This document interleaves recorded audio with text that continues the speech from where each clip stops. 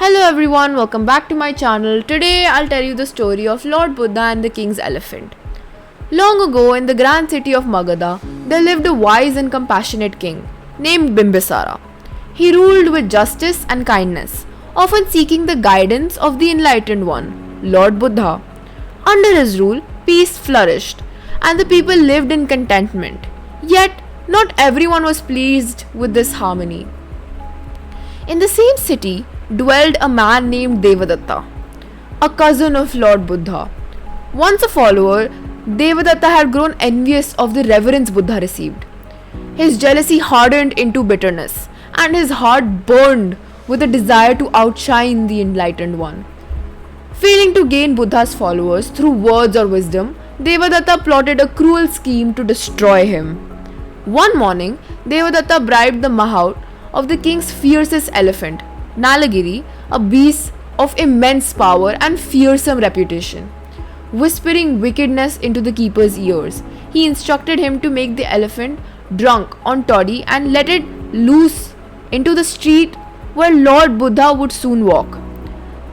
"Let the elephant crush him," Devadatta hissed. "No one can stand against Nalagiri in rage." The next day, the streets buzzed with the news. People scattered and bolted indoors as the ground shook with Nalagiri's thunderous steps. The elephant, eyes bloodshot and mind clouded by wine, roared like a storm. He smashed carts, trampled stalls, and sent birds flying from rooftops in fright. The street emptied, except for one figure walking calmly towards the chaos. It was Lord Buddha. His feet moved slowly, serenely. His saffron robes fluttered lightly in the wind, and his eyes held the deep stillness of a forest lake. His disciples cried out to him from behind the walls, begging him to turn back, but Buddha kept walking forward, a soft smile upon his lips. From the other end of the street, Nalagiri charged. The elephant's tusk gleamed in the sun, and his trunk curled in fury. People watching from rooftops held their breath. Mothers covered their children's eyes. Devadatta, hiding in the crowd, smirked with triumph. But as Nalagiri came thundering toward the enlightened one, a change occurred. Lord Buddha did not run. He did not shout or wave his arms. Instead, he raised one hand in a gesture of loving kindness, Metta. His heart radiated compassion, not just for the people hiding in fear, but for Nalagiri himself, the frightened, confused animal who had been used as a tool of hatred. His love was not shaken by the elephant's rage. It flowed out like sunlight, warm and steady. Nalagiri slowed. The beast's ear flapped uneasily. He looked at the calm figure in front of him. No fear, no anger, just peace. The elephant halted just a few steps away. A hush fell over the crowd. Nalagiri, once wild with fury, now knelt on his knees before Lord Buddha and lowered his head in reverence. The people gasped. They had never seen such a thing. Lord Buddha reached out and gently patted Nalagiri's trunk. "There is no creature," he said, his voice clear and kind, "that does not respond to love."